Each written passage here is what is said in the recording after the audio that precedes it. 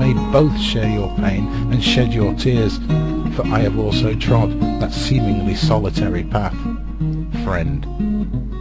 For a kindred friendship is stronger than the ancient trees of the oldest oakwood. Thus we become rooted in a contented loam, and this strength can say, we can work to bring about change, for change is the only universal constant.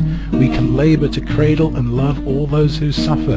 We can toil in the fields of despair in the hope our voices will be heard. For we all need to tread this seemingly arduous path, and this road need not be in solitude. This road is the common ground of humanity we all share.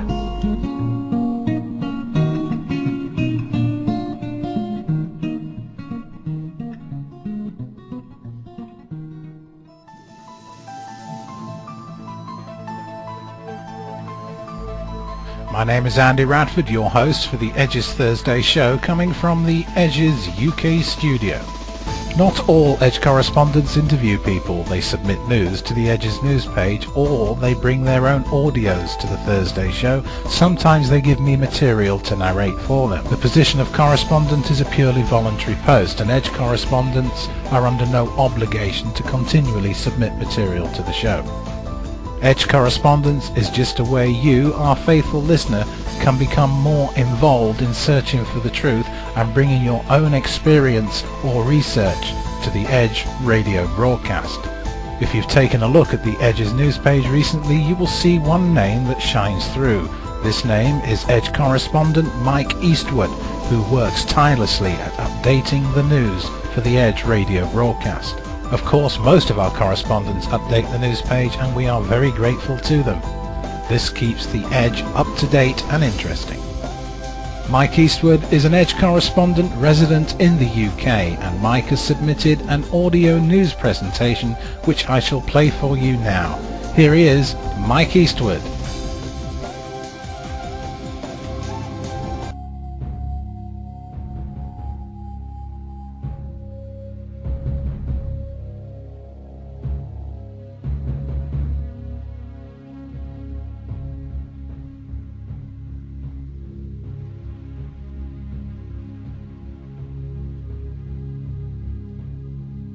Recent unearthed US Navy research project calls for creating man-made floods and droughts to disrupt the economy of an enemy state.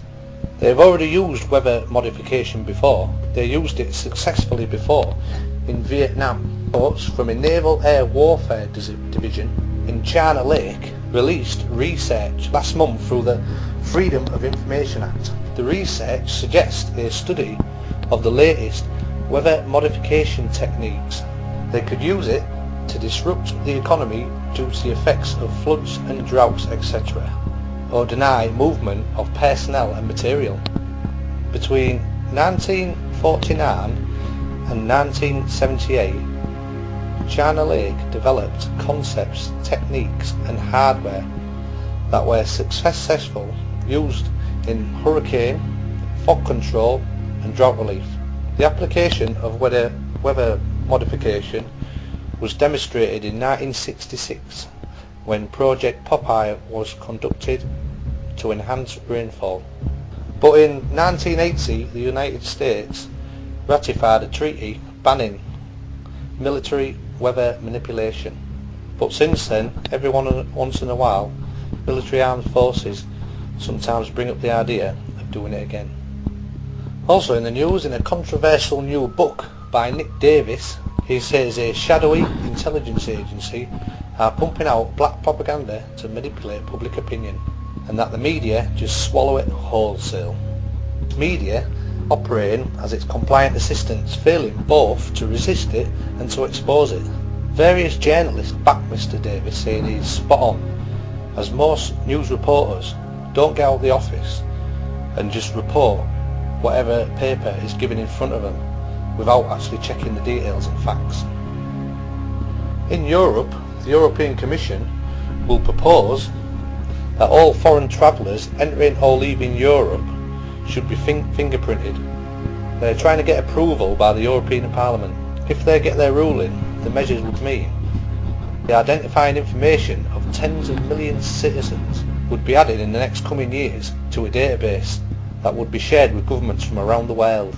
The United States already require this from foreigners entering their country, and so does Japan. The plan is to collect and share data to identify and track people in the name of national security and immigration control. But I think we should be very wary because of the risks of abuse. Government agencies are always losing our personal information, and if it got into the wrong hands, people would know what you're doing and where you're going. They would know all your travel patterns. I think we should be very wary. So there has been a stark warning from Venezuelan President Hugo Chavez. He has warned he would stop oil supplies to the US if ExxonMobil seized the country's assets. The President warned, if you freeze us, if you really manage to freeze us, if you damage us, then we will hurt you. Do you know how he said? I'm not going to send oil to the United States. He said, take notes, Mr. Bush, Mr. Danger. His warning came as ExxonMobil has launched a bid to freeze the assets of the Venezuelan state-run oil company in US, British and Dutch courts. British court has already issued an injunction freezing as much as 12 billion US in assets. The President says, the outlaws of ExxonMobil will never rob us again. He's accused the oil giant of acting in line with the policies of the imperialist government of the United States and of being part of an international mafia. He warned that such a move could push oil prices up to 200 cents a barrel in the US. And on a lighter note, Robert Rans, who started a quest in 1972 for the Loch Ness Monster and has gone to Loch Ness every summer since then trying to find the monster, he says, I'm out of ideas and I'm running out of age too.